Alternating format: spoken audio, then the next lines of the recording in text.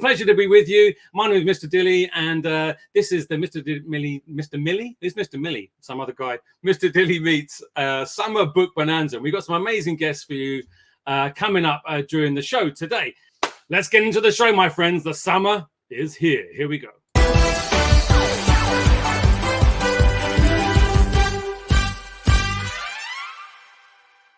Here we go. All the gang are here. Give everyone a big wave.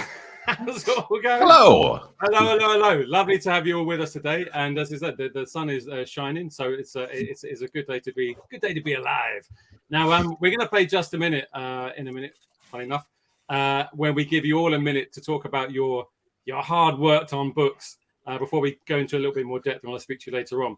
Before we do, I've got a couple of quick questions for you. These are not school questions; they're just my sort of questions. Actually, no, so they are school questions. Sorry, they are school questions. I was going to put them up, and here we go. We start with you, GM Linton, so Gaynor from this one here. So part's called Cobham. We just start with Gaynor, then we go to you, Julia, Michelle, and along. What are your favourite books to read on holiday? So Gaynor, I'll give that to you. Oh, that's a good question. I think things that transport me away. So maybe a desert island as well. Maybe something fantasy based as well. I don't often read a lot of fantasy. Yes. Fantastic. Julia.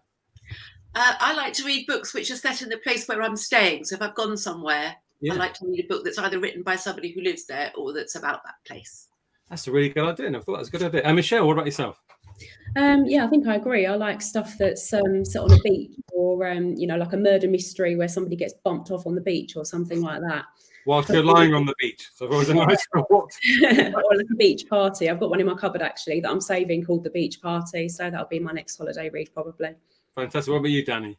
Well, I like funny books, and so I suppose I'd like something that makes me laugh. If it was something that drew me in too much, like an intense murder mystery, I think I would forget that I was in the sun and I would get very, very sunburnt. So I think it's important, short and sharp and funny. I think it's a good idea. What about you, Alastair? Well, I like to try and find a secondhand bookshop or something like that that's always tucked away in these places, and then just wander around and find something really cheesy and a bit silly and that you would never normally read, and then I just devour it, and I absolutely love that. Cheesy, that's yeah. That's good. Cathy, what about you? Well, I'm actually going on holiday in a week or two, so I can say this is what I will be reading. Shana Jackson's Nine Night Mystery, because I've read some of her other books and they were cracking. Sounds good. And Andy, finally, what about yourself? Oh, I love a good, scary, kind of weird sci-fi comic that kind of freaks me out a little bit. Have you got one in mind? Is there a particular series you like or not? Oh, just sort of their Twilight Zone comics. They're kind of old. I was reading when I was 8 years old on holiday, and I've never really stopped. That's fantastic. Okay, and we've got one other quick question for you, which is about the summer thing before we get into just a minute. This is St John Fisher Catholic College, Newcastle. What is your ideal summer holiday? So, Gaynor, we'll go with you again there. An ideal summer holiday? Is it sort of a moving around one, a relaxing one, a kind of thing with friends on your own? What do you like? I don't get a lot of time to relax. So, a nice beach holiday, but also getting to see some unusual places as well on location. So like a mix of balance of both. Yeah, Julia. Ooh, difficult. Well, I'm going away next week, and I'm going to be going to the Lake District, so that will be a walking and swimming in tarns and relaxing in a really beautiful place and a bit of exploration. So that's my ideal. I think that's one of the most beautiful places on the planet, the Lake District. Yeah, wonderful. Michelle, what about yourself? I agree with Gaynor. I don't get much time to relax either, so I like something where I can do a little bit of exploring in the mornings and then relax and chill out in the afternoons. But I've always got one eye on places that, might give you an idea for something in your next book. So last year I went to Mexico and found these fantastic caves that are going to be featuring in my next book. So I've always got one eye on the ball, really. I might just think of that. That's a whole other question, really. But it must be, as all of you being writers in different ways, but must be quite exhausting, obviously, going on holiday, because how do you switch off your brain thinking, oh, there's an idea, write it down? You think, got to kind of calm down. Danny, what about yourself? Any particular ideal summer holiday? I just want to be near the water. So it could be a river, it could be a swimming pool, it could be the sea. Although once I rented this place and it looked brilliant. The pictures were amazing. It was just like kind of like cabin right on the water, like right above the water, and everything about it seemed absolutely perfect until I tried to go to sleep that night, because no one told me that the sea is actually insanely loud. And it was the crash of the waves, and I don't think I slept all night. So back to the Travelodge for me. It looks nice in the picture. Travel lodges every time. You know where you're at with a travel lodge. Yeah, it's funny. Alastair, what about you? Well, I'm always having to negotiate because my wife and I really like kind of going to culture things, like galleries, museums, bit of ancient stuff. But my daughters just want to sit on the beach, non-stop and really soak in the rays. And I'm Scottish and I'm not really used to heat. If I go out, I basically look like a side of bacon after about 20 minutes. So we sort of have to negotiate around this and do a bit of both. And then I go around covered in whitewash, trying to actually, protect myself from the horrible burning sun. Sounds like a very relaxing time you have on holiday, Alice. Yeah. That's good. Cathy, what about you? So I spent a lot of time in New Zealand as a kid because my dad is a New Zealander. So at any given time, part of my mind is always dreaming about New Zealand. So I think it would probably be over there.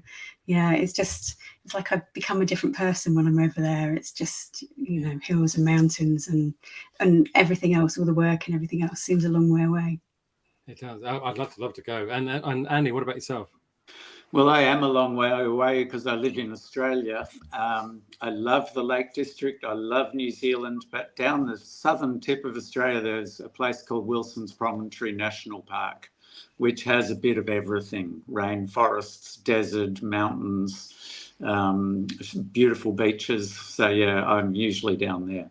That's amazing. Never heard of that. That's one to put on the list. I'll go to Australia first and then go down there. Okay, so listen, we're going to, as we could talk about all these things all day, I'm sure, but we're going to go to just a minute, which is very exciting. So how it's going to go, we're going to say goodbye to everybody apart from you, Gaynor, in a moment. Then we're going to put a minute on the timer. And the idea is obviously you don't stop talking. We had an author a while ago who was very, very tired. He was actually in a travel lodge, funny enough. He was on a book tour and he was very tired. Got into 20 seconds and then that was it. That was as far as he got. I just couldn't take it anymore. Couldn't take the pressure. So you have a minute to continually talk about your book. Of course, you can hold them up and introduce them and all the rest of it. But you can't stop talking. The other thing you can't do is when I say you can't repeat, you can obviously repeat, and if and all those sort of words, but you can't repeat the plot, or go back, you know what I mean, over the course of that minute. Nothing happens if you do. It's just you can't repeat it. So we're going to give you a minute, and then when it gets to the end of it, a minute, and we say goodbye. Then Julia, then Michelle, Danny, Alastair, Cathy, Andy. Andy will be last. Andy, is it better being last or harder being last? What do you think? Oh, it's fun being last. Yeah. So I can watch everyone else make mistakes, and then I'll do it perfectly. Fantastic. Okay, so we're going to say goodbye to Andy for now, to Cathy, to Michelle, to Danny, to Alastair, and Julia. Okay, Gaynor, it's just me and you. Are you ready for this? You feeling confident? No. No. Basically, that's a good. Absolutely not. What am I doing this for? I'm leading the way. You're leading the way. You're the pioneer today. Yes. This is fantastic. So what I'm going to do is, are you going to go? I'm going to go 1, 2, 3. Yes. Okay, and then when you go full screen, then you're in. Okay, and be free to hold your book up, and then obviously give it the plug, and all the rest of it. So you ready for this? You want to go for a bit of limbering up? Okay, here we go. Come on, I believe in you. Okay, so ready? We're going to go 1, 2, 3, full screen. Off we go. So ready? 1, 2, 3. Sunshine Simpson is about 10-year-old Sunshine Simpson and her family and friends in the West Midlands. In the first book, My Name is Sunshine Simpson, we find Sunshine in year 5. She has some ups and downs at school, particularly with a new girl in class called Evie, who's a bit of a frenemy. And she also has to perform a school show at the end of the book. And will she be okay for that? Book 2, Sunshine Simpson cooks up a storm, sees her in year 6. There's a bit of a bake sale going on, lots and lots and lots of cakes, and also her feelings about moving on to secondary school. Third book, I haven't got it yet because it's out on the 1st of August. And it's basically Sunshine going on holiday. and we find out she has to organise a wedding. And will it go right or will it go wrong? We'll have to see. So lots of summary themes in book 3. That was remarkable to the second. I mean, what can I say? What can I say? What a professional. I can only give you a round of applause for that. Come on round the country, give GM Linton a big round of applause. That was I've got to tell you, that was a bit. I can feel the fear coming in from all the authors, so through the screen now. So we're going to say goodbye to Gaynor for a minute. Who was next up? I can't remember who was next. Was it Julia? It was Julia up. So thanks, Gaynor. We speak to you in just a moment, and let's bring Julia up. So, hello, Julia. Hi, hello. That's a bit of a hard act to follow. It was a bit. I mean, literally to the second. I was about to say stop, finish. It had a natural, beautiful end to it. So, but do your best. I think it's going to be great. So, Ettie in the Midnight Pool. I'll give you a 3, 2, 1, and then we go full screen and off we go. Okay, so. Come on, Julia. Here we go. Ready? 1, 2, or 3. Sorry, 2, 1. Off we go. Here we go. So my new book is Ettie and the Midnight Pool, and it has the most glorious cover by Pam Smye. And you feel very lucky you get a special edition which has these incredible sprayed edges. And it's the first time I've had a book with sprayed edges, and I'm really, really happy about it. There are also really beautiful illustrations inside. I'll show you one. For example, there's a picture from the very beginning. Where the story begins. So my story is about Ettie. She's 11 years, nearly 12 years old, and she lives with her grandma in a place called the Lake District in the northwest of England. It's absolutely beautiful. She has a lot of freedom. Her mum's away, so she's staying with her grandma rather longer than she expected because mum can't get back from where she is abroad. So Ettie learns about living in the natural world. She's having a really fantastic time. But as she's growing up, she's kind of needing more adventure, more excitement. And so the story really begins when Ettie is walking through the woods, Fletcher's Woods, which is a real place in the Lake District. She's just had a swim.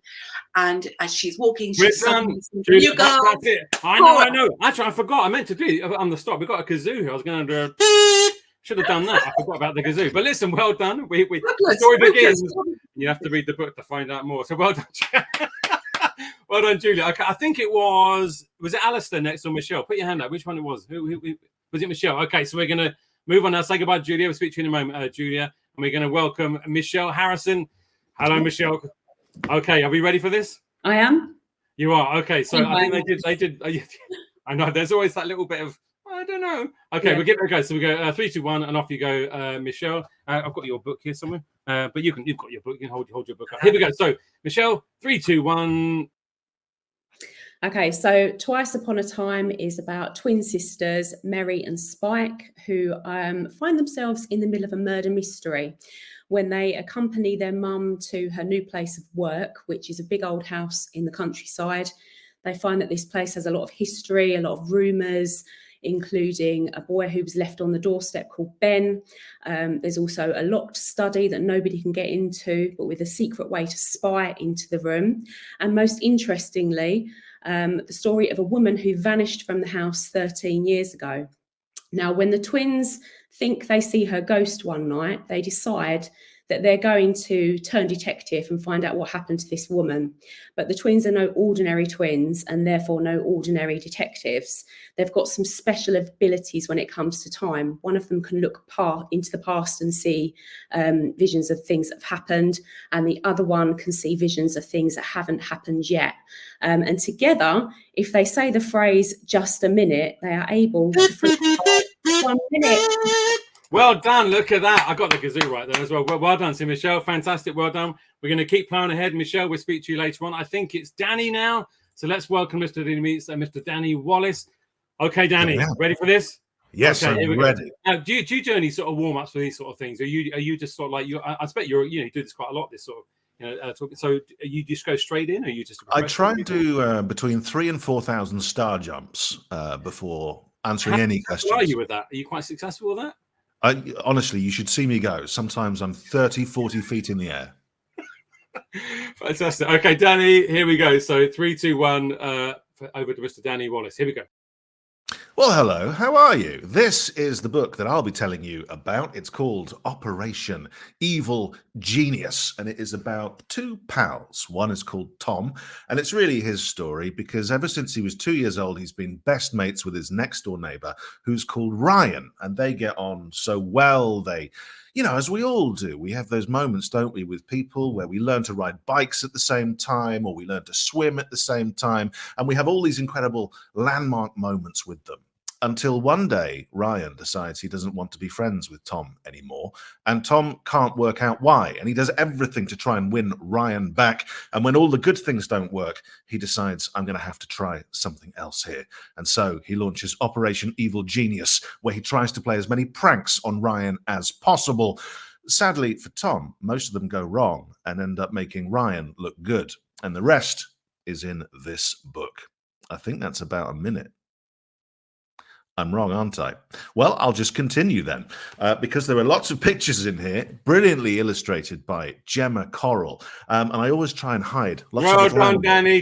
That's good. There I had to let you carry on. It's just another 5 seconds there. Just had to let you carry on. Just in case you had a little nugget there you wanted to, throw in at the end there. But that was very, very good. So Danny Wallace, speaking again to Danny later on. Thanks, Danny. Speak to you in a minute. Thank you. No problem. So now we have Alastair.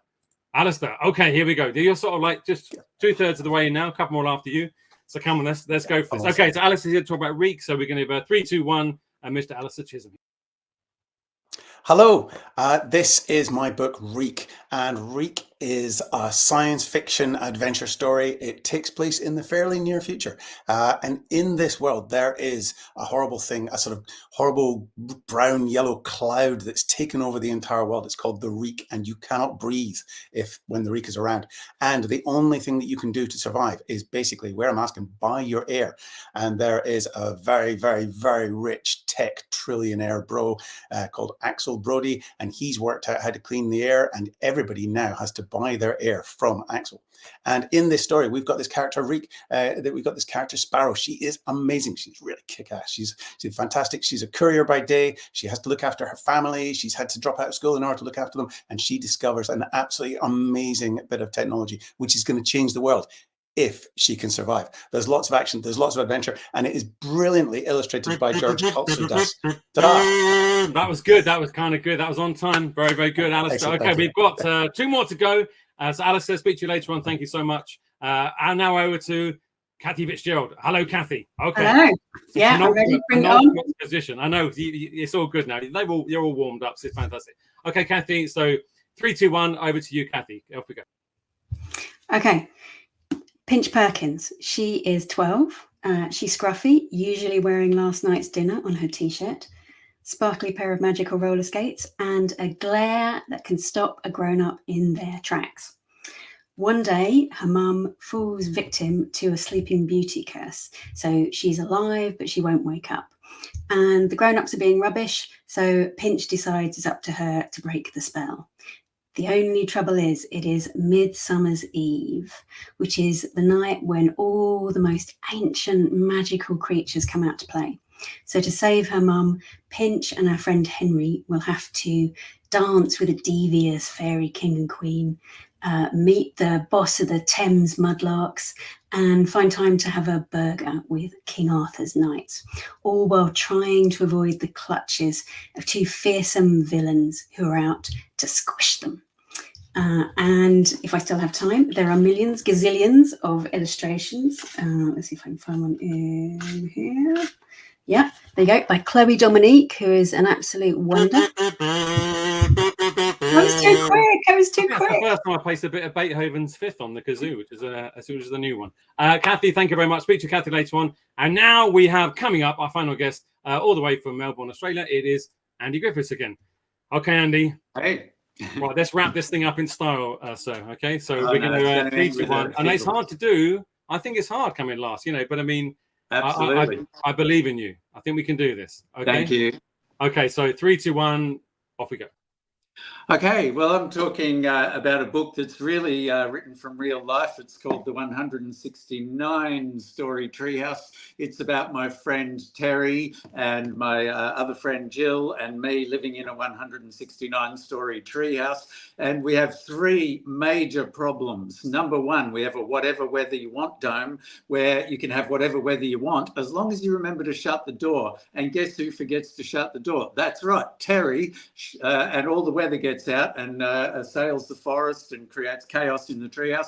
And then our doppelgangers get out of a special doppelganger mirror in the mirror level. Auntie Andy, Terrible Terry and Junkyard Jill, we have to fight them. And we also get dragged off to school by the school inspector, Mr. Bunkoff. And we've got one other problem, the fourth problem. What are we going to do with the final level? And if I've got time, I will. Oh, I can't. Andy, that was brilliant. Well done, well done. I want to hear about that, the weather dome a bit more later on. Is it really good? And all the other inventions we will later on. But for now, Andy, thank you very much. Round of applause, Mr. Andy Griffiths. Thank you very much. Okay, everybody. So that is the end of Just a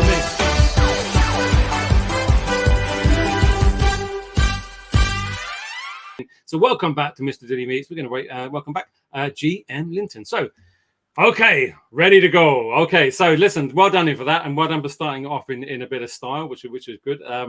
So listen, for those who, I'm going to ask all our authors this.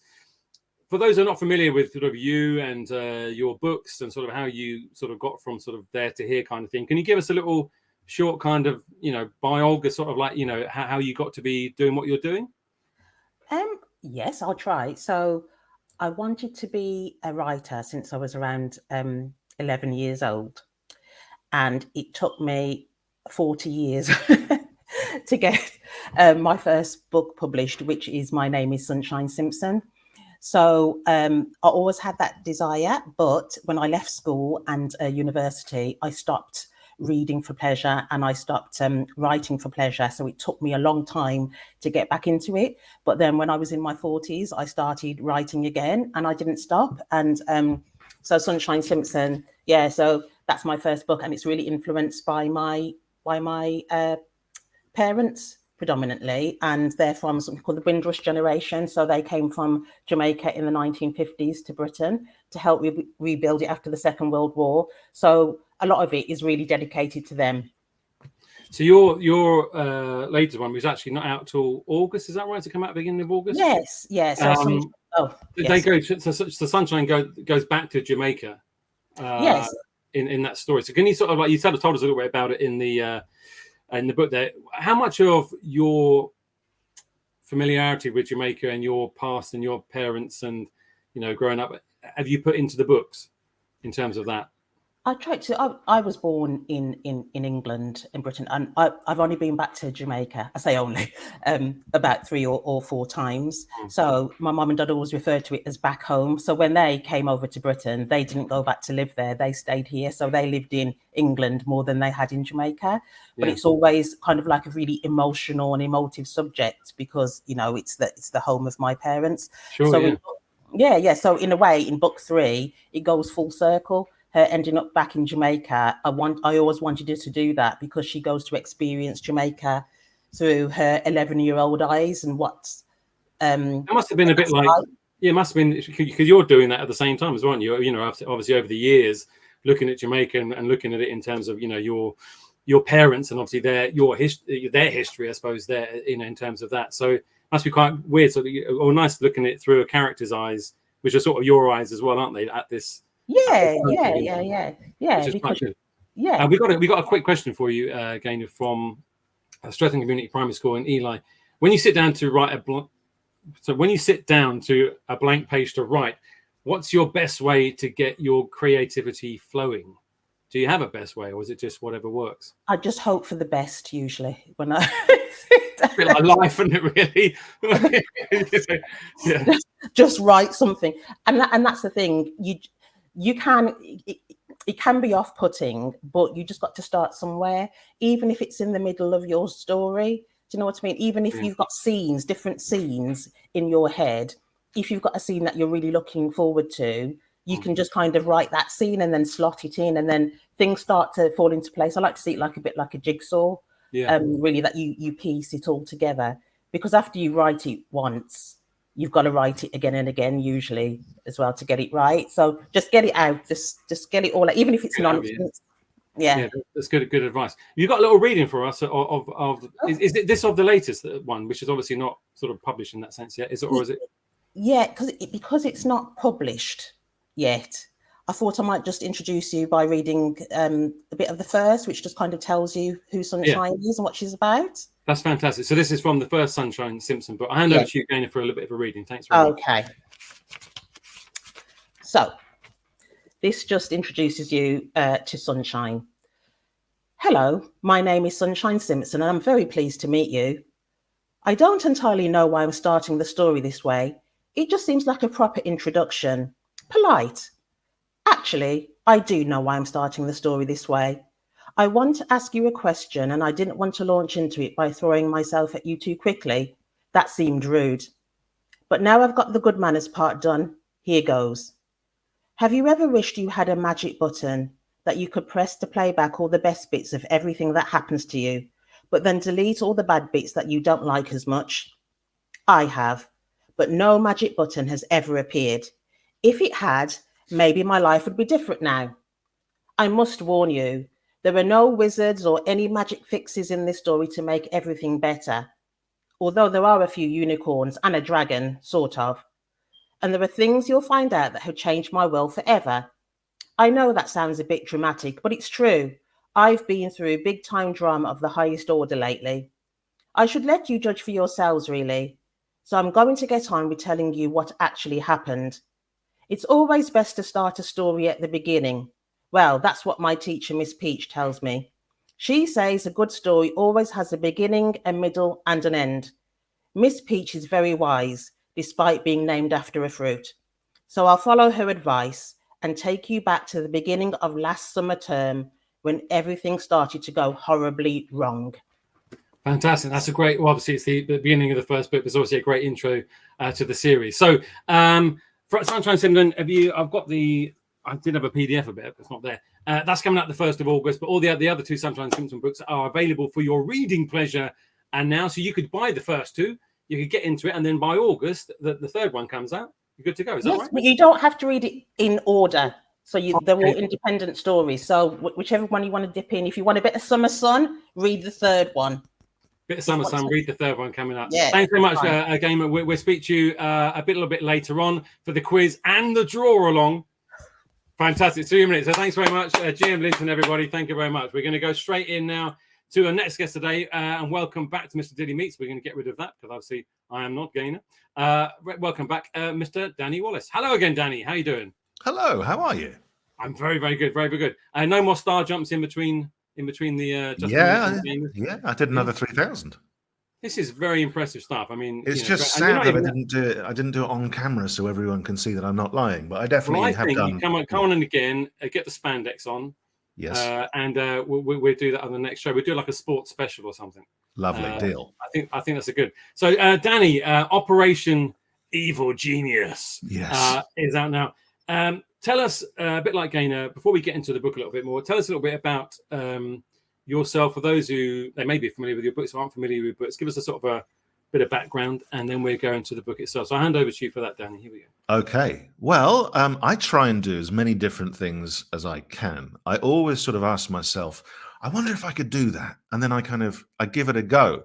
And that means that I've done lots of really odd things. I've made strange TV programs where I've hung out with monkeys.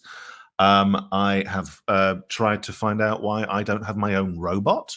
I have fun on the kind of the radio and stuff, but really for me, the joy of my job is the writing, and it always has been that way. I started quite young on magazines, and then I got to the point where I was able to write these books, and I love doing it because the things that appeal to me are those big questions, those kind of what if questions, So I've written a book about, what if the whole world stopped and you were the only person who could move around in that world? What would you do?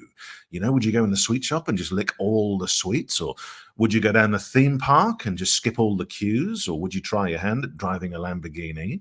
Or I did one called The Day the Screens Went Blank, about all of the, oh, look, I've made myself like that. That's good.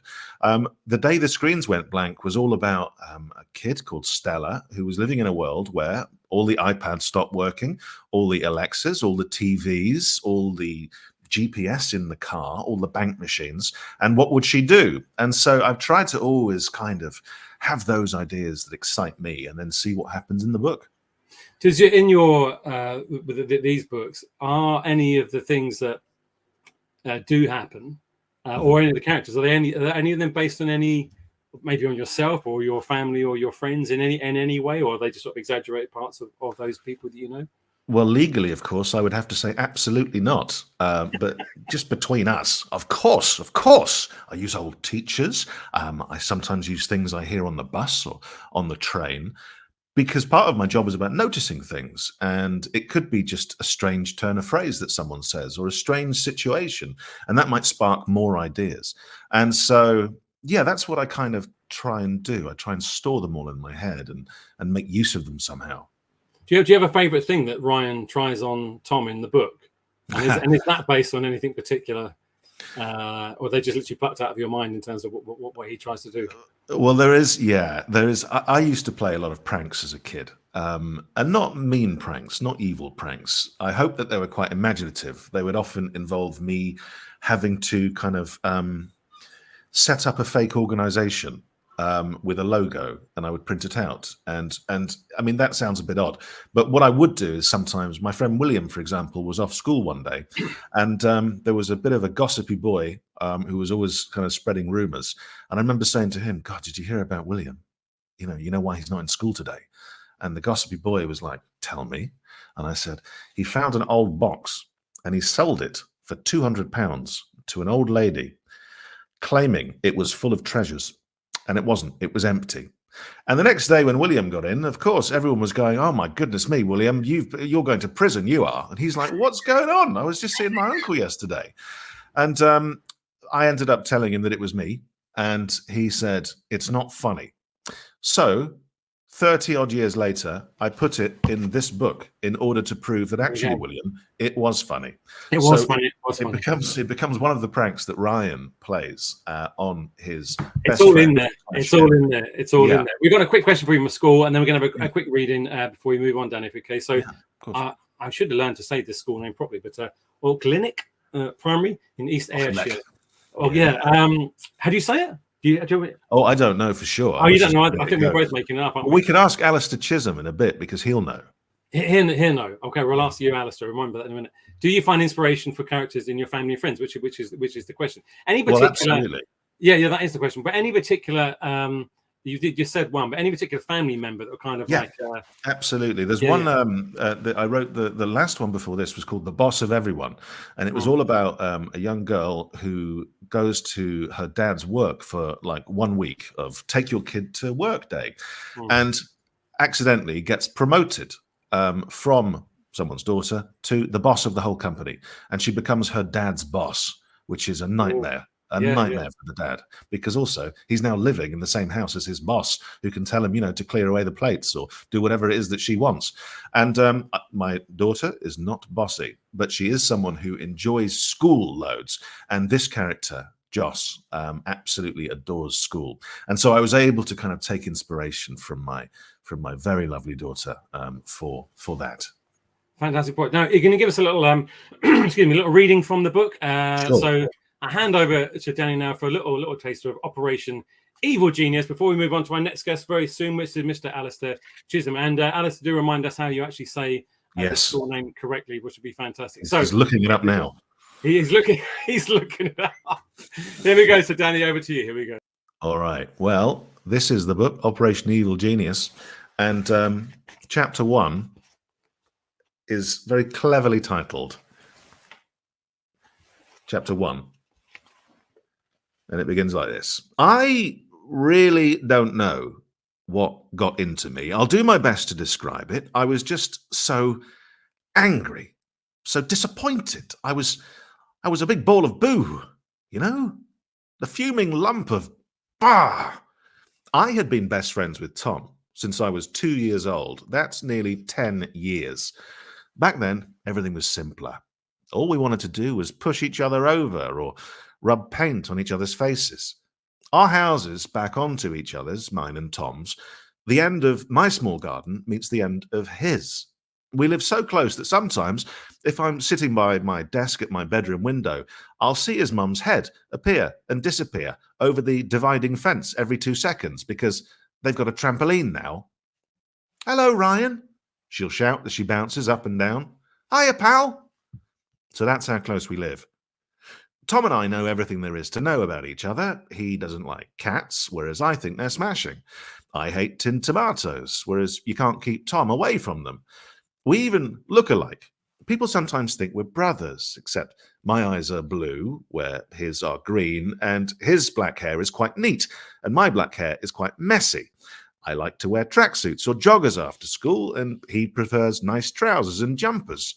We look like the before and after pictures if a rock star stopped being a rock star and decided to run a small garden centre instead. We even learned to swim together when we were really little. His Uncle Bobby used to take us to Bridgewater Leisure Centre. Uncle Bobby taught us lots of things.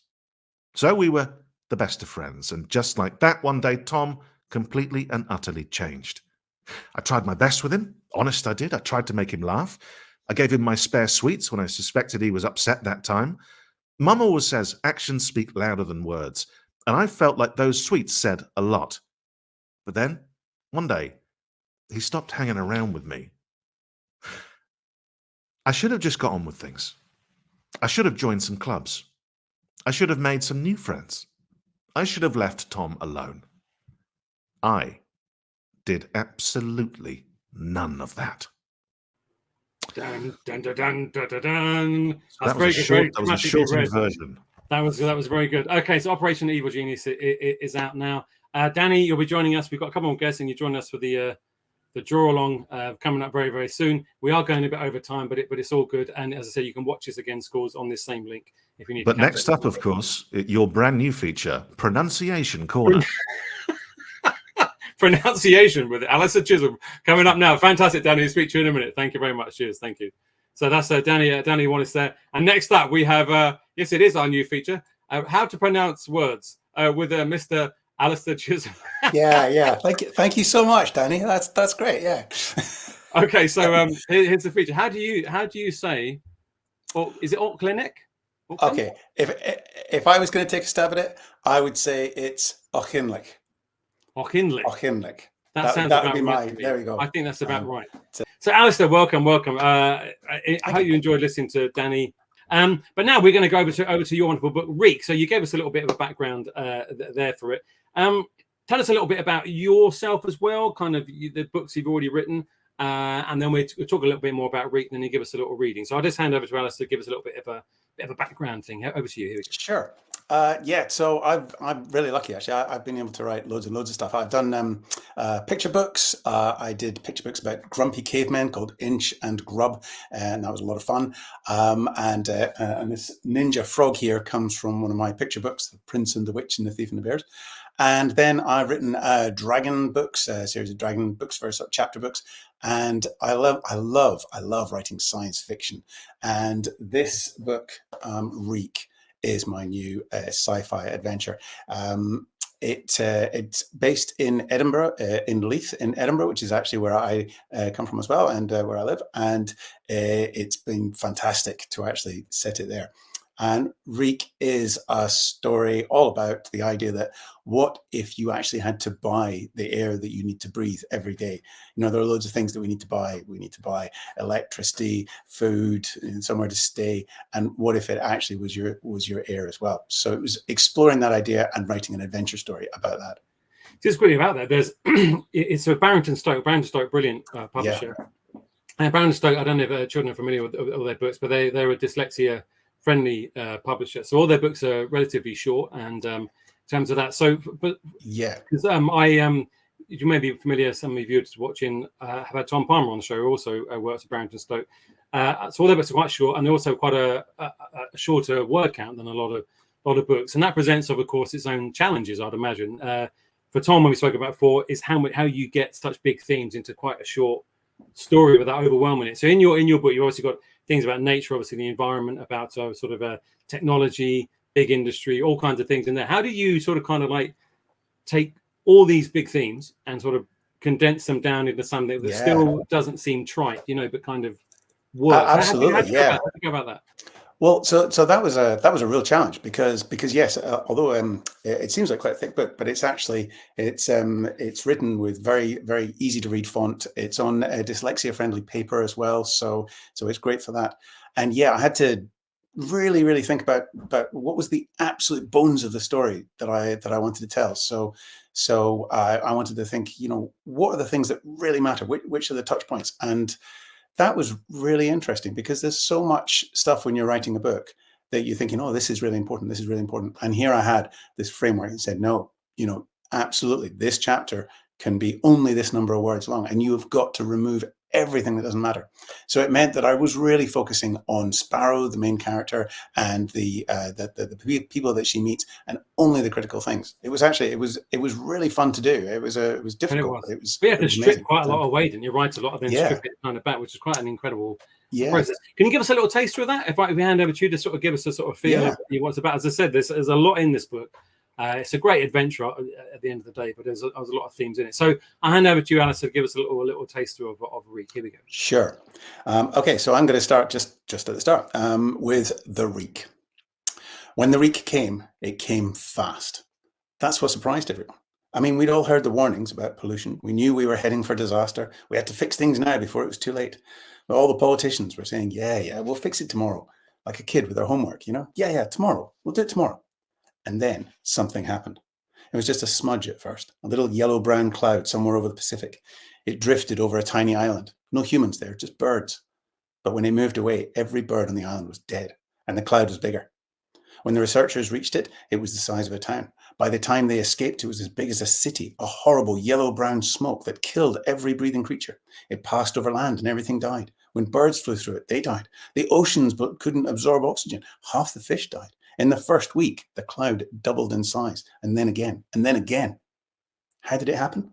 Well, everyone wanted to know. There were theories. Perhaps the cloud was a poison attack or a freak gas eruption.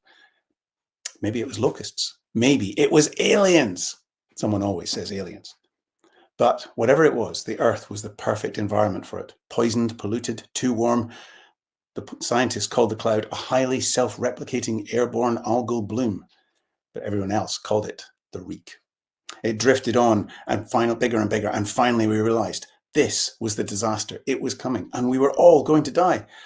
Well, we didn't, but it was close. An internet trillionaire, Axel Brody, saved us. He worked out how to take the reeky air, clean it in huge purifier factories, and sell it back to us. It was a terrible idea. For this to work, we'd be wearing masks and oxygen tanks all the time, forever. We'd have to live in bubbles, like we were on the moon or something. But we had no choice. Zephyr Industries saved billions of people. We all got used to the masks and the tanks and Zephyr Air. It was just one more thing we all had to pay for. Heating, lighting, food, and now the air we breathe. So we survived the Reek, and that's what we're doing now, surviving. Every day, just surviving. Fantastic. You can see there just all those themes all tangled into there. Fantastic. Yeah. Alastair, we got one more guest. Cathy's coming in a minute. Then it's our draw along. So hang on in there, do a bit of practicing in the meantime, and obviously get ready for the pronunciation section on future shows. So do a bit of practice for that. We'll speak to you in a minute, Alastair. Thank you very much. Alastair, Chisholm. Nice to speak to you. So let's welcome to Mr Dilly's Cathy Fitzgerald. Hello again, Cathy. How are you doing? Hello. So, Cathy, your wonderful book is, I do have a copy of it, Pinch Perkins and the Midsummer Curse. You said us a little bit about it in just a minute, but tell us a little bit about yourself, because it's quite interesting how what you do and how you've got into writing this book as well. So let me hand over to you, Cathy. Cathy's going to give us a little bit of background about who she is, how she got into writing, and then we're going to find out a bit more about her wonderful book. Over to you, Cathy. Here we go. So I'm another person who wanted to write when I was little, but I lost my nerve. I lost my confidence, and sort of ended up doing lots of different jobs, many of them rubbish, until I found radio. And so I've spent about 10, 15 years making radio documentaries for the BBC about whatever I can talk them into, things like whether magic carpets are real, grave digging, dug a grave with a Glaswegian grave digger, why we like looking at blue sky, reindeer racing, just things, sort of everyday magic things that already have a bit of sparkle to them. And then a few years ago, I just thought, actually, maybe my 10-year-old self was smarter than me, because she thought I could write a book. So I gave it a go, and it turned out to be the most ridiculous, silly, sort of lemonade snorting from your nose fun. And yeah, so that's where I am now. Doing both, which I love. Well, doing yeah, both. well, it's amazing that kind of, obviously some authors start, they do get into it at a young age, but a huge majority sort of have that either experience of working in schools and teachers or whatever, or they do other jobs, and then they kind of remember that bit back from when you're a child and stuff, which is obviously the case with you. And your wonderful book, it's set on, as you said, on Midsummer's Eve. Why? Obviously, there's Midsummer Night's Dream and all those sort of magical things there. But was that kind of influenced as to why you said it in Midsummer's Eve, and why in London as well initially? So what are those two kind of things that kind of made you choose that location and that time of year, as it were? So London was easy just because, I grew up in Essex and I would come to London on the weekend. So I know London, and it's sort of written into all my childhood stories. And then Midsummer, just because there's loads of really interesting mythology around Midsummer. It's a lot of stuff around sort of prophecies. Often it's the time you go and get your love prophecy or something like that. You find out something ridiculous like who you're going to marry. And that didn't seem terribly exciting. So I thought I would do something different with the idea of it being a magical time. And I just really loved the idea of Pinch and Henry kind of tearing around the mean streets, the dark midnight streets on their magical roller skates, just meeting this terrifying cast of magical nasties. Yeah.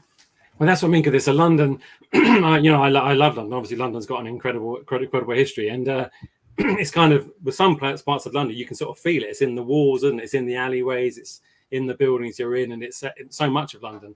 And it kind of, what I love about your book, you get that feeling, which you do now if you go around London, but also then there's an added extra element of what's kind of in the shadows kind of thing, which is always a wonderful start. We've got a good question for you from a school, and then we're going to have a little reading from you, if that's okay, Cathy. So, excuse me, St. John Bosco Arts College, Liverpool. If there was only one children's or young adult book that you could read for the summer, what title would it be and why? That's a really hard question, isn't it? That is a super if there's only one you could read. I mean, you mentioned earlier what you sort of like to read, but only one. But it's also because I am just starting out and writing. I've been going around bookshop signing, and when I go and sign, I almost invariably come out with a different children's book. So I have this, I meant to actually have it up here so I could just go like that, but I have this little stack of children's books. I'm reading Michelle Harrison's at the moment, and it's fab. So I think I'm not going to pick one. I refuse, because I'm the sort of person who likes reading 6 at the same time anyway. So I'm a bit like that. I have stacks of different books, all different non-fiction, this, that, all on the book, and I find it difficult. I don't know why to stay with one. I kind of dip in and out of all the rest of it, and that's just a personal choice, isn't it, how you read. Can you please give us a little taster of the magical world of Pinch Perkins? We'll get rid of this question now. Where are we reading from in this? Is it sort of at the beginning, or kind of jumping in somewhere? I'm going to just do the beginning, because it's sort of a hot sunny day beginning. Fantastic. Okay, it's Cathy Fitzgerald and a little excerpt from Pinch Perkins. It was a hot sunny day on Tricky Dragon Lane, and someone had been cursing magical Londoners. Pinch Perkins was working the case. Where were you on the morning of the 3rd of June? Her suspect raised an eyebrow. Am I to understand, young Pinch, that you're inquiring as to my whereabouts with a view to clearing me from your investigations? Pinch gave a curt nod. She was a detective now. She needed to play it cool. Well, said Mrs. Reek, putting a silvery hand to her silvery chin and affecting a thoughtful look. I'd say I was probably in the same place I've been for the past 12 years of our acquaintance, which is namely, she gestured at the marvellous magical mirrors shop, here. What with me being dead and all, I'm unlikely to cause anyone bodily harm, am I? She smiled, and took on a pearly sheen as a beam of sunlight hit her. I must say, you're doing a lovely job of detectiving. I am, said Pinch, trying not to look pleased. This was her first interview, and she wanted to do well. Oh, yes, dear, if I had anything to confess, I'd have coughed to it by now. The ghost zoomed forward, her wispy white eyebrows crinkled. Even so, why don't you leave all this nasty business to the grown-ups? Get yourself an ice lolly, read one of your storybooks. Dwelling's not going to help, is it? She smiled and floated away through the wall into the back room. Pinch blinked after her. Eat an ice lolly at a time like this? She wondered what went on in grown-ups' heads sometimes. Right, she called. Thanks for that. Bye. She slumped against the door. All around the shop, in the looking glasses that gleamed and sparkled on every wall, her reflections followed suit. Pinch in the mirror was a messy sight. Curly brown hair a tangle as usual, old shorts and a faded blue T-shirt stained with tomato sauce. Could do better, she told her reflection. Her reflection said, bog off.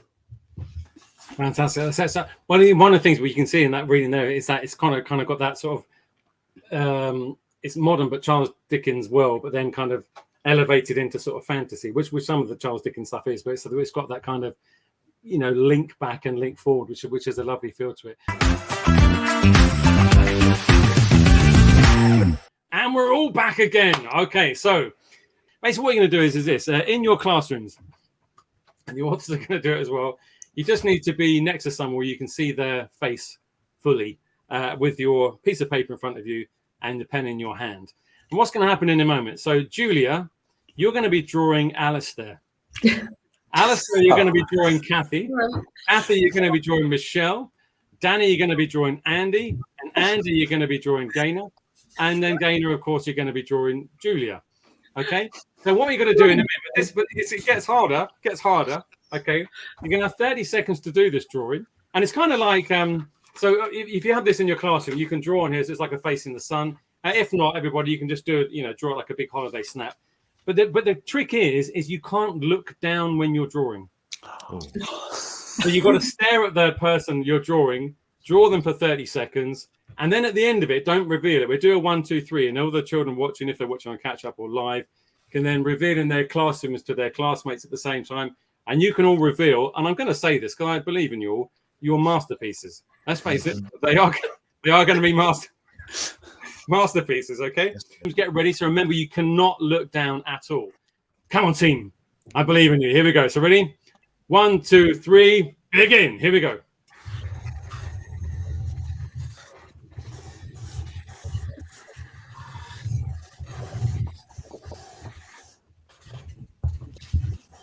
Where's Danny gone? Oh, there he is. Oh, my pen's not working. That would help. Oops.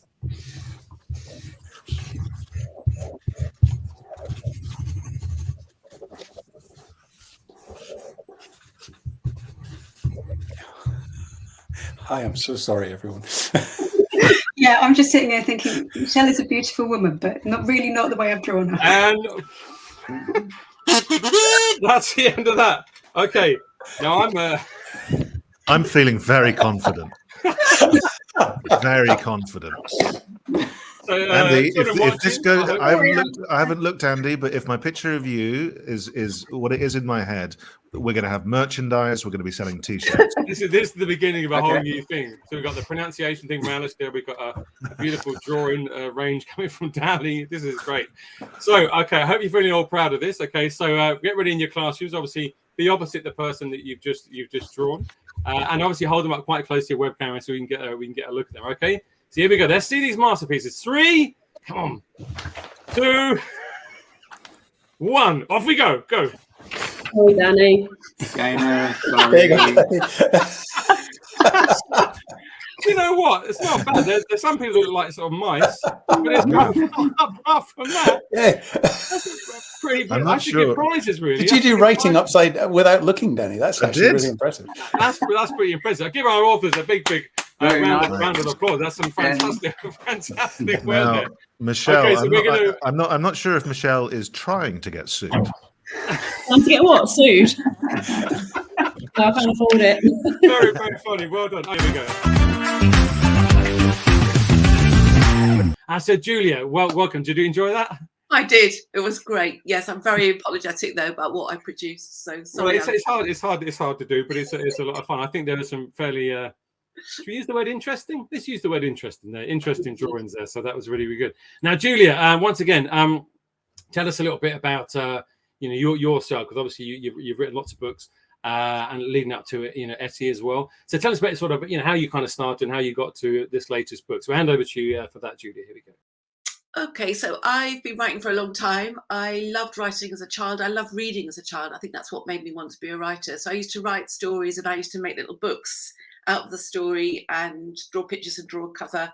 And then there was a period when I didn't write very much because I was at school and university, but I always knew that there was something missing when I was just reading and studying books, because I studied English at university. And so I started writing short stories, and then I won a competition, and then that made me believe in myself as a writer. And I decided I would start writing a novel. I thought I was going to be a writer for grown-ups, but my first published book was for teenagers, for young adults, and that was called Blue Moon, and that was about 23 years ago.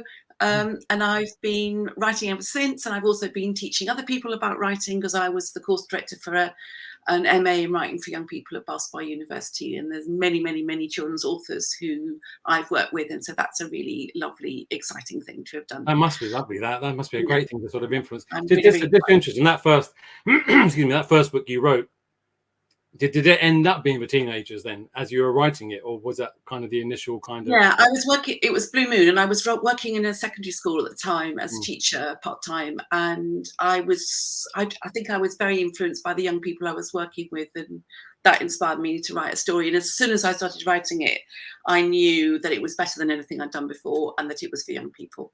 Yeah, fantastic. So Ettie in the Midnight Pool. One thing I love about it is that it's got that.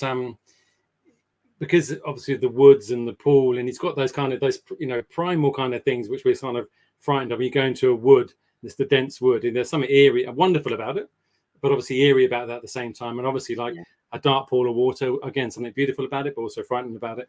And that's all part of our sort of childhood experience, isn't it? Kind of growing up and sort of the scary kind of wood, and it's in fairy tales and all that kind of stuff. Was that an intentional thing to sort of put it in that sort of setting, or yeah. I mean, all my stories start with a place, and usually a place I know and love and have sort of explored. And there was something about the Lake District as a setting which is really fantastic, because you've got the sort of the swimming in a tarn, which I've done. You've got the sort of the mountains above, but also the reflections, sort of the mountains below you. It's almost like there's two worlds, and that started my mind working. And there's also caves and tunnels and quarries, so it's a place there's an industrial heritage, an industrial past. It's full of excitement and sort of scary things, dangerous things, and the idea of being in the kind of outside and exploring and having to make choices about taking risks, doing really scary, dangerous things, which is what my character Ettie does. She's at that age where she's growing up. She wants to kind of, spread her wings and do dangerous things. She needs a friend. And then when she finds the sort of friend that she does find, she's obviously a very dangerous and, mysterious friend and powerful influence on her. And the background of storytelling is important as well, because Grandma always tells Ettie stories. And I love that sort of, that kind of feel in the book, where it does vividly bring alive nature as well, and the whole kind of natural world, and going out into it, and having that as part of the sort of rites of passage, things that we all have to sort of get past. Rites of passage kids are like things we all have to do, little moments in time. So when you're growing up, in terms of little bits like that, and you've very much got that, and nature kind of reflects those moments in her life, which is a lovely moment. You got a little reading for us you could do to give us a little kind of feel to it. I think we might have a score question for you as well, but let's see how we are for time. So a little reading. We'll hand over to Julia now from reading from Ettie in the Midnight Pool. Thanks, Julia. Here we go. So Ettie's just had a swim in the tarn, very safe sort of swim, and she's gone for an explore in the woods. It's too still, too quiet in Fletcher's Wood, even for a hot August afternoon. Ettie steps over the mounds of green moss and climbs uphill between the trees. Something's different today. The deep quiet makes Ettie uneasy. All her senses are on high alert. A buzzard overhead might scare the songbirds into silence, but there's no sign of the buzzard now. Even the rooks are silent. She shivers. What is it?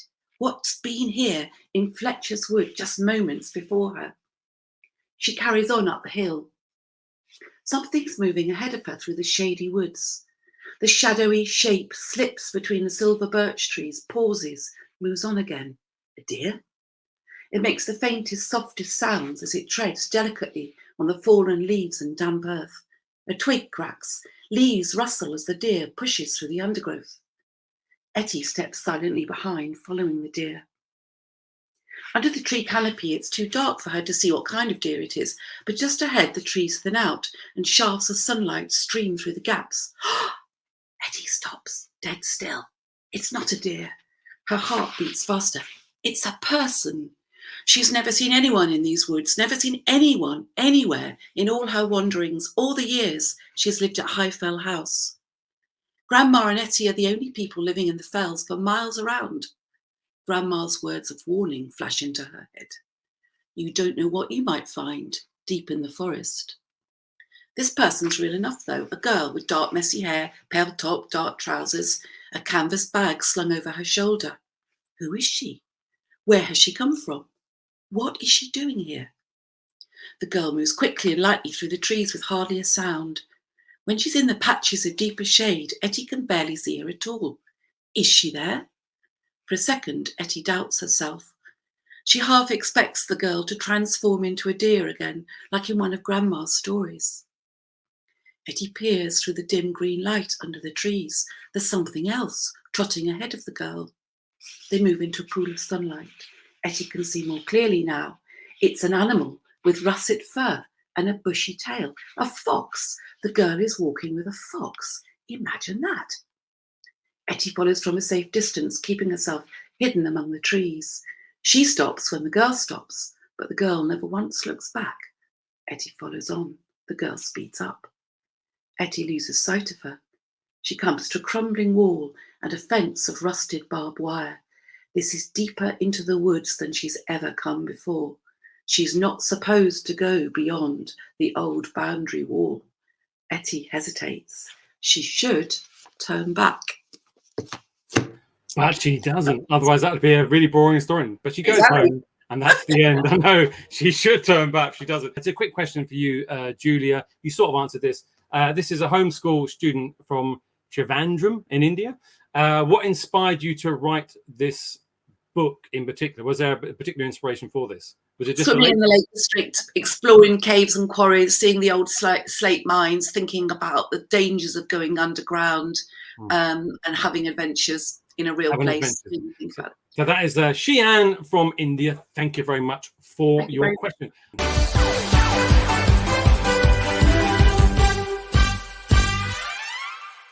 Okay, we're all back. All the gang are back again.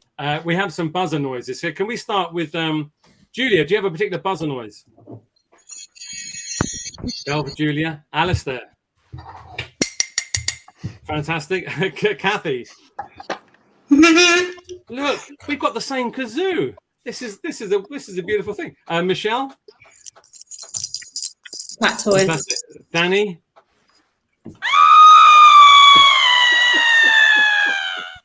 I thought you were going to break out into spontaneous star jumps. That was wanted something relaxing. Something relaxing. Andy? I got my mobile phone. I love those mobile phones. They were the business. Okay, and Gaynor, what about yourself? In the UK, what date does summer officially start? Oh, I think that was Julia, possibly Julia. Yes, Julia. What date is it? 21st of June. It is the 21st of June. Julia, 1 point for Junior, please. Come join in the spirit of the quiz. Big round of applause. Okay, here we go. This one to tax your brains, students. It's people watching as well. It's quite easy, but it's when you're under pressure of a quiz, funny things the brain does. Here we go. What is the total number of days of the 3 summer months? Is A 92, B 90, C 91, D 93? Alastair, yes. 91. The answer is actually not that. Oh. No, anybody know?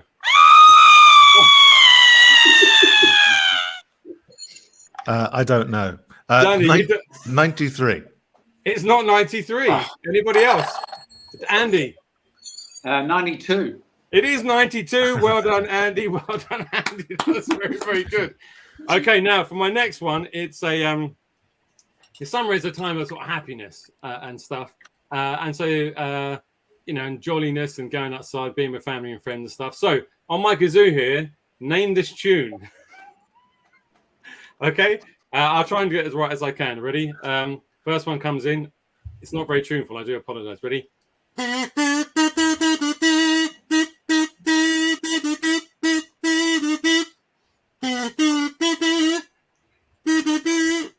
Cathy, you know? Well, I feel like it's if you're happy. Yeah, it I is. just can't remember the line. It's Happy, obviously, it's fantastic. Happy by Pharrell Williams. Yeah. Sorry about that, everybody. Fantastic. So there we go. Point for Cathy. Okay, so this is quite an easy one. Here we go. What city is hosting this summer's Olympic Games? Oh, I think that could have been three at once. Julia, Cathy, and Andy at once. If you can all say the answer at the same time, I'll give you a 1, 2, 3. Ready? 1, 2, 3. Off we go. Paris. Paris. It is Paris. Well done. So we get a point each for that. So there we go. Doing very well. Now, Danny, Michelle, and GM Linton. Come on. Yeah, Come on. absolutely. Here we go. Here's one here. This is a slight history one coming up for question 5. Here we go. The month of July is named after which famous historical person? Oh, that was Alastair and I think Michelle. So maybe at the same time. Off you go. 1, 2, 3. Go. Julius Caesar. It is Julius Caesar. Well done. Well done. Fantastic stuff. Okay. Right. Okay. Are you feeling quite proud of it? Quite good. It's quite a good thing. Remember, okay, here we go. Remember what happened to Julius Caesar. Very good. Okay, name this tune. This maybe one the kids don't know, but it's quite famous. So tune. Ready.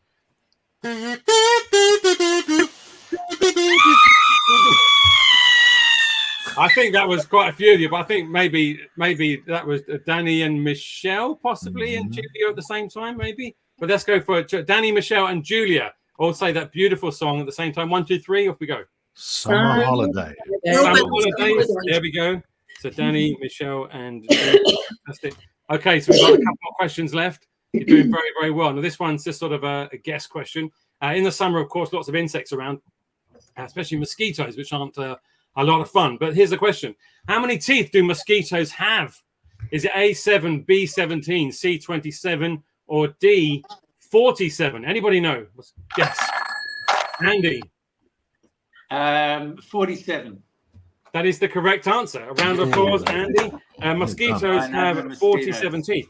When they bite you, however, they don't use their teeth. They use this weird, is it proboscis thing, and stick that in instead. So don't know what they use their teeth for, but just to smile about it, I guess. Not very nice. Okay, question 8. Here we go. Which planet is closest to the sun? Is A, Mercury, B, Venus, C, Jupiter, or D, Mars?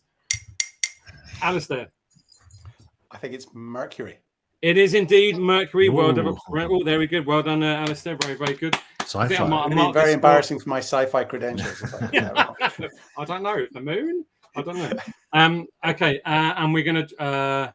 actually, we'll just go straight to question 10. We're going to move this one. So this will be out of 10. Which popular ice cream flavour is a mixture of chocolate, vanilla, and strawberry? Oh, I think that was, yes, Julia, Michelle, and Cathy at the same time. Off you go. 1, 2, 3. Neapolitan. Oh, Metropolitan. I was going tutti frutti. Metropolitan. That's if you drop it in the city floor and scoop it up. It's Metropolitan ice cream. So I think I'll let you have that. So Michelle, Cathy. No, I went for tutti frutti, so I didn't get that. Did you? Oh, yeah, I'd gone a whole different direction. Oh, we're in a whole different direction. Okay, so you're pleased to say that is the end of your quiz. But give yourselves a big, big round of applause, everybody. Fantastic stuff.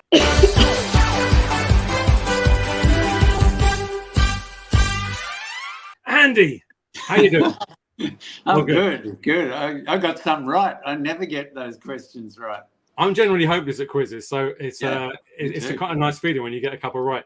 So listen, Andy, this is the 13th and last book in the Treehouse series, which must be quite weird, isn't it, to sort of come to that last one? It was kind of weird. It's been 13 years. It takes a year to write each book. We add 13 levels and then think up a new drama or something that hasn't happened in any of the previous books. But I guess that got harder and harder, and we hit the 13th book with 169 levels. and we just went, we don't want to repeat anything. Yeah. We'll go out with a bang, and then see what's on the other side. See what's the world is like outside of our treehouse. Is that going to be where it goes to, do you think, in that sense? Well, do you have an idea of, like, you're going to take it with the same characters into a different thing, or how are you going to do that? Not the same characters, because this has been based around me and Terry, the illustrator, and Jill, my wife and editor. What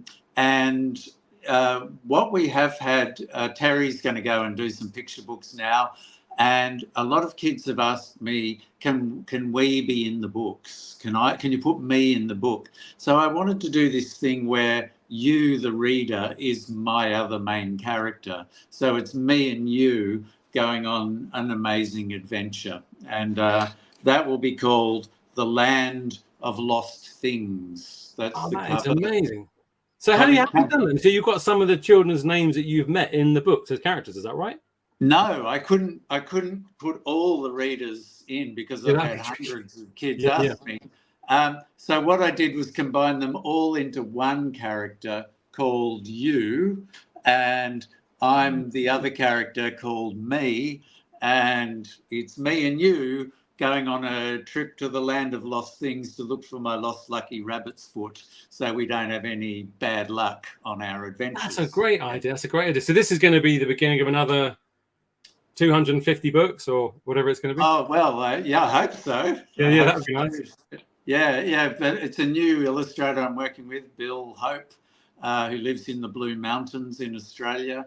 And he's just incredibly inventive, does these beautiful cinematic landscapes. So, yeah, me and Jill, who's the co-writer and editor, and she tells me what to do, basically. We're all just writing it, and we get together over Zoom a lot, and we just laugh and go, what if? It's like we're 10 years old back in school where I started writing down the back. I was always at the back of the classroom, not doing my work, just having laughs with my friends and drawing cartoons. Well, it seems that links back to what a couple of the other author guests have sort of said about that, about linking back to their childhood, and what Danny said about that as well, that sort of, where it came from, and you sort of base it on not just yourself, but your interactions with your friends, good or bad, and family and stuff, and that kind of. Yeah. It's weird actually as you get older, because a lot of these things become bigger in your mind, don't they? You sort of remember them in. That's where it started. But yeah, I've always loved the power of a story to do something to someone else, and it could be to make them feel sick. I wrote a whole book called Just Disgusting, and like, oh, that's horrible, and I go, yeah, I made you feel horrible. Or it can be beautiful. I've never written one of those books, but it's coming. It's coming. You mentioned earlier about obviously 13 of these books and 13 packed with all different kind of inventions and stuff. And obviously when you start, obviously you've got loads that you could just sort of throw in there. But does that become increasingly really hard to kind of think of new ones, or do you have a lot left over that you didn't include in previous books, kind of thing? I always have 2 or 3 that I couldn't get into the book I've just finished. Yeah, and then that spurs me on. So I'll start with a list, maybe 20. I just write the numbers 1 to 20 on a page, and then I keep my 3 that I've got. It might be the Whatever Weather You Want dome and a potato-powered translation machine, and then I try to think of 20 other things that will suit those.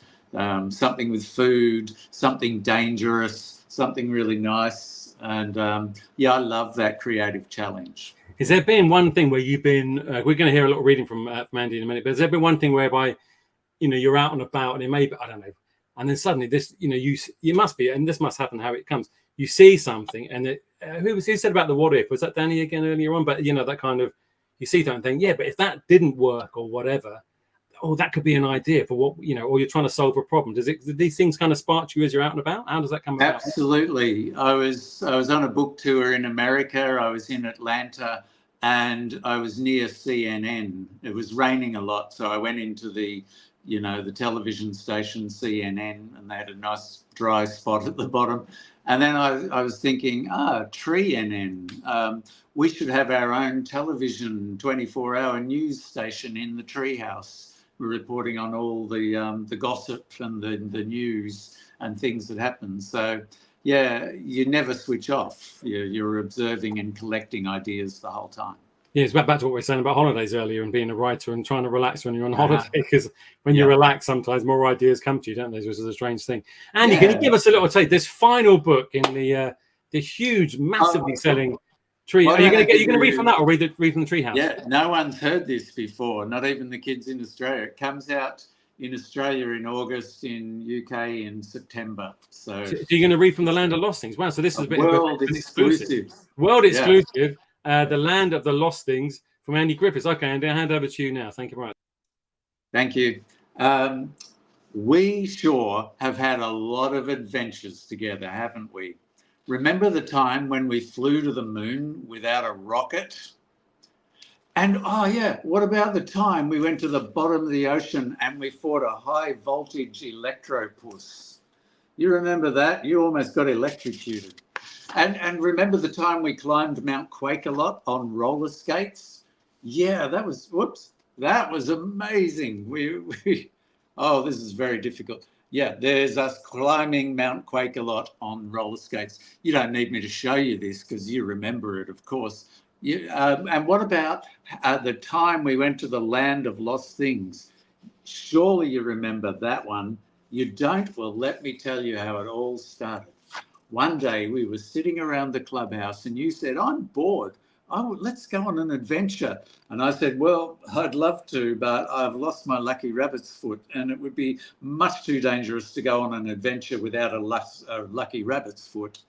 Don't worry, you said, I've got a lucky four-leaf clover. We can use that for good luck while we look for your lucky rabbit's foot. That can be our adventure. Come on, let's go. Okay, I said, but first we have to put our adventure suits on. And there's us all suited up for an amazing adventure. See, you look just like you. I look just like me. And once we were all suited up, you said, let the great lost lucky rabbit's foot finding quest begin. And before we knew it, we were hurtling down the highway in our uncrashable adventure car. That's End brilliant. of chapter one. When is that book out, Andy? When is that out here? Comes out in September. In September here. So Yes. I love the idea of that book. That's a really, really fantastic book. So Andy, so Treehouse, it's 169th story. Treehouse is out now. That's out in September.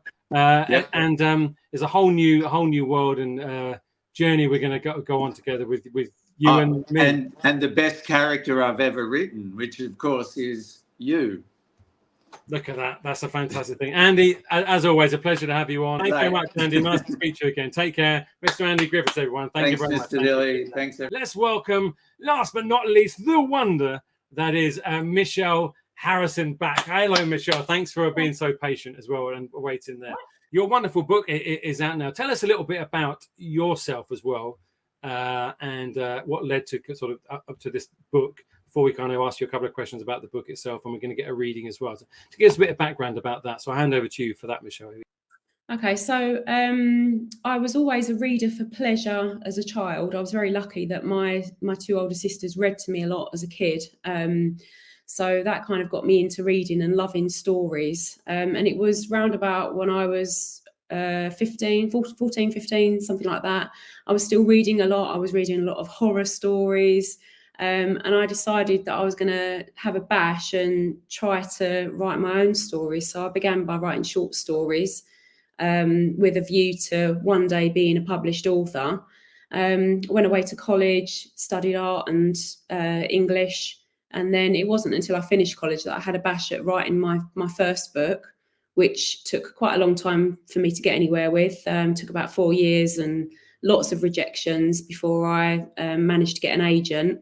And then when I did, it just takes one person who believes in your story as much as you do, and a lot of perseverance. And then once I found this person, my lovely agent, Julia, we were away really. We still had a few rejections, but we did get a publishing deal within the first lot of publishers that we sent out to. And yeah, I've been doing this for the last 15 years now. So I have had other jobs as well to supplement my writing. I worked for Waterstones as a bookseller for a while, and then I worked at Oxford University Press in the children's editorial department, working on other people's books.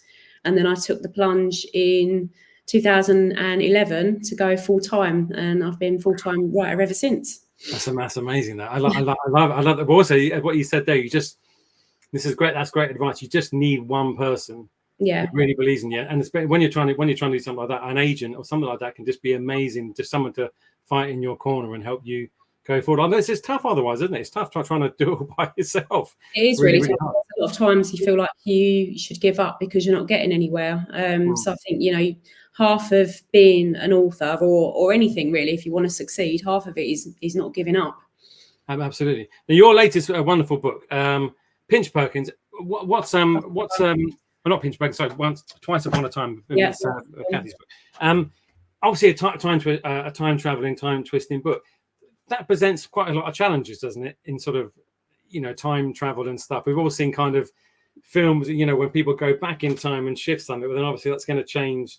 Yeah, and that's why I steered away from time travel per se in this book, because I did a little bit of time travel in A Pinch of Magic, and it's so problematic. You sort of change one thing and then you've got to go back and change loads of other stuff. So in this book, they can stop time and they can see visions into the past and future. So that's the element of time in this, but essentially it's a murder mystery. It's a detective story with this little ability that the sisters have got to manipulate time slightly.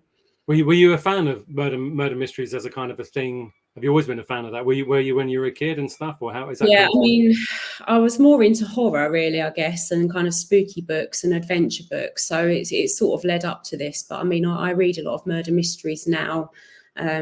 I enjoy detective stories and whodunits. So it was just a matter of time before I wrote one, really. Yeah. Well, they're massively popular at the moment. Those sort of whodunits, in right across all the genres, adult sort of YA books and even younger. So that it's a really popular genre to do.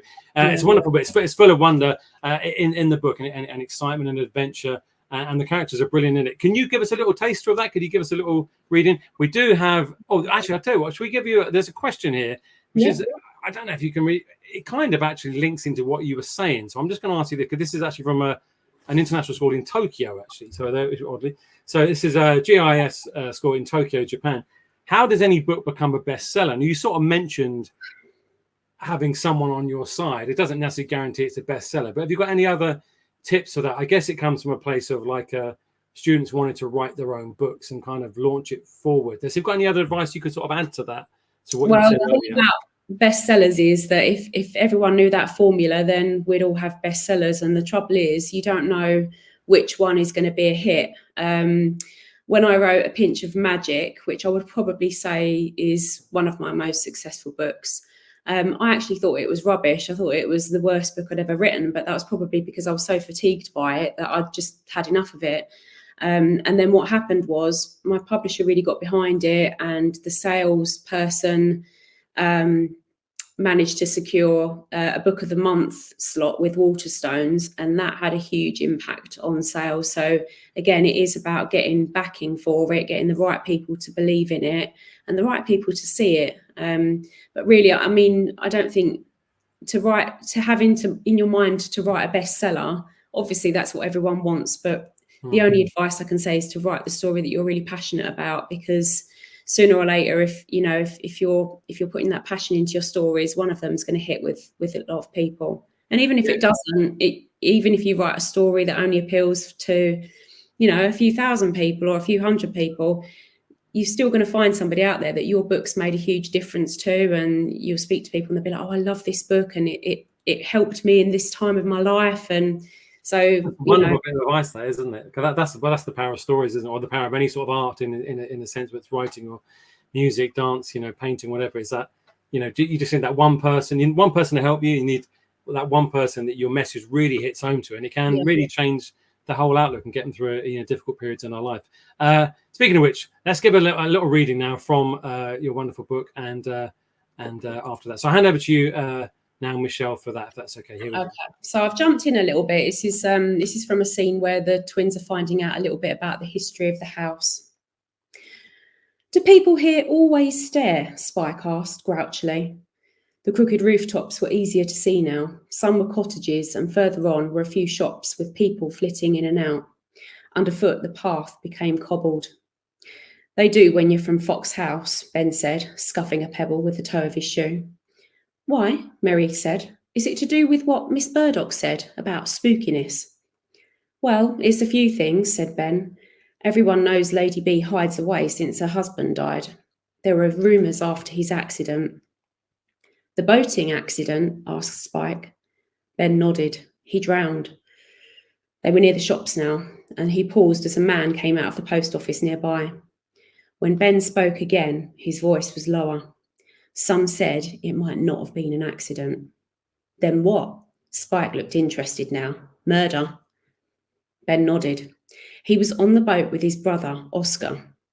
It was supposed to be a fresh start for them. They hadn't spoken for years because Oscar had been cut out of the family inheritance. But the boat capsized.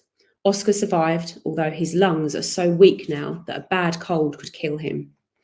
So that's why people say the house is spooky, Mary gasped. Does he haunt it? There's more.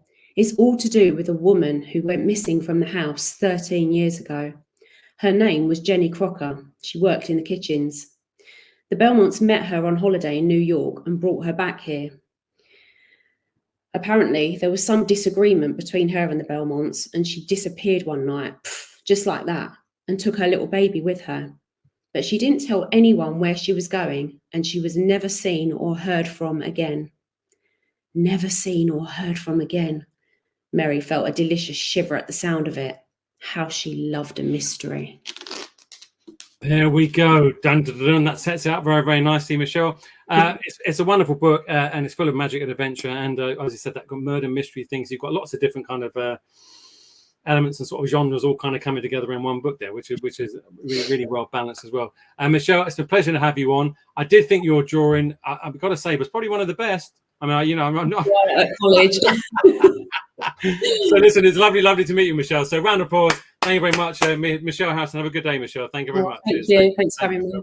But for now, we have obviously Radhika couldn't be with us. We have a video from Radhika who's going to tell us a bit about her wonderful book and also give us a little reading as well. Okay, so let's hand over to her. Thanks, Mr Dilly. Hi everyone, I'm Radhika Sanghani, and I'm the author of The Girl Who Couldn't Lie. So this book is all about a 12-year-old girl called Priya. And Priya doesn't realise, but she's always lying. She's always telling everybody that everything's fine, even when it isn't. But then one day, Priya puts on a bangle that her grandma left her before she died. And it turns out it's a magic bangle. And when Priya puts on this bangle, suddenly everything changes. And for the first time ever, she can't lie. Every time she tries to tell a lie, the truth just comes out of her mouth. So this is a book all about Priya and her journey with the bangle. Obviously, she tries to get it off. Things don't always go to plan. And this book is all about what happens to Priya with the bangle, how telling the truth changes her life. She has to tell the truth to absolutely everybody. Her best friends, Sammy and May, to her parents, to her teachers. And so Priya gets herself in a lot of trouble sometimes and things go very wrong. But she also learns a lot about the power of telling the truth.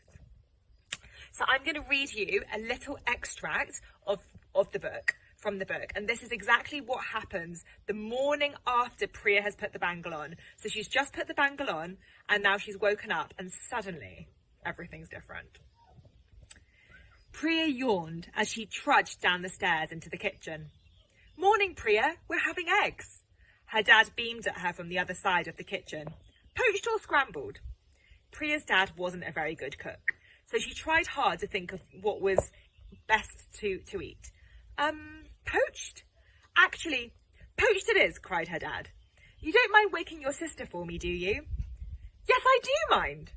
Priya's hand flew to her mouth. She hadn't meant to say that out loud. She was probably still half asleep. Sorry, I'll go wake her up. Priya trudged all the way back up the stairs to her sister's room. She didn't even look at the lump that was Pinky, curled up on the middle of the bed. Instead, she yanked the duvet off her sister's body. Pinky shrieked, sitting up in alarm. "What are you doing?" "We have to leave the house," said Priya, "and Dad's got eggs on." Pinky sighed and reluctantly stood up. "Why does he bother? We're not going to eat them anyway." "Because he wants to show us he loves us," said Priya without thinking. She shook her head. That was weird. She'd been going to say that she didn't know. Where had that come from? "Anyway," said Priya, trying hard not to think about how strange she was being this morning. "Can you just hurry up? I have to get to gymnastics." "Why are you so desperate to get to gymnastics anyway?" asked her sister. "Because I get to see Dan Zhang," said Priya. Oh no. She couldn't believe she just said that out loud. What was wrong with her? Her younger sister looked at her curiously. "Who's Dan Zhang?" "He's on my team," said Priya quickly, hoping she wouldn't say anything else weird. "He's really cute." Oh no! She ran out of the room before she could say anything else and raced downstairs. This was like being in a waking nightmare. Why did she keep saying the exact opposite of what she wanted to say? "Priya Shah," she told herself internally, "stop blurting out your every thought. Just do what you normally do and shut up. Otherwise, you're going to ruin everything." She walked into the kitchen and sat down at the table, ready to try again. "Eggs are ready," called her dad cheerfully. Priya warily examined the watery eggs seeping onto the charred toast. "I used vinegar to make sure I got a rounder egg," said her dad proudly, watching her gingerly cut into it. "Isn't it round?" "Yes," agreed Priya. It was undeniably round, but it was also the wrong consistency, and as she realised the second it touched her tongue, so vinegary it was impossible to eat. She swallowed anyway, trying not to gag. "Do you like it?" asked her dad hopefully. Priya smiled, ready to lie to her dad like she did every single time he tried and failed to cook her an edible meal. She opened her mouth to say yes. "No!" Priya gasped aloud. She'd done it again. "I'm sorry, I meant it's just a little undercooked." Her dad looked disappointed. "Okay, I'll just put the eggs back in for a minute then. They'll be all right then, won't they?" "No!" blurted out Priya. She tried to muster up all her strength to stop the rest of her sentence from coming out. She swallowed the words back, but she could feel them getting stronger. She tried one last time to keep her mouth clamped shut, but it didn't work. Her lips parted, and the words she really didn't want to say shot straight out of her mouth, right into her father's unsuspecting back. "They'll still be disgusting!"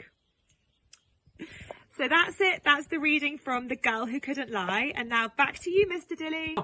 It's time to say goodbye from me, and it's goodbye from me. Thanks for watching, my friends. Goodbye.